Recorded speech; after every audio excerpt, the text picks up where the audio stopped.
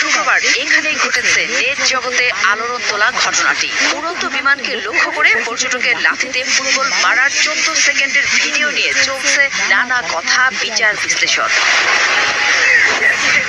যদিও এ ব্যাপারে কক্সবাজার বিমানবন্দর কর্তৃপক্ষের কেউ ক্যামেরার সামনে কথা বলতে রাজি হননি। তবে দায়িত্বশীল অনেকে বলছেন, সৈকতের যে জায়গায় ভিডিও ধারণ করা হয়েছে সেটা বিমানবন্দর থেকে অন্তত 3 কিলোমিটার দূরে।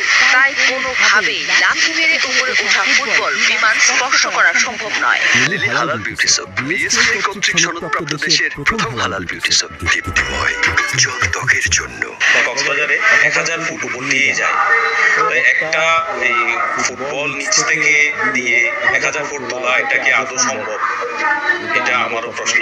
পৃথিবীর যে প্রান্তেরই পেশাদার ফুটবলারই হোক না কেন, কারো পক্ষে 200 থেকে 250 ফুটের বেশি উঁচুতে লাথি দিয়ে ফুটবল উপরে তোলা সম্ভব নয়।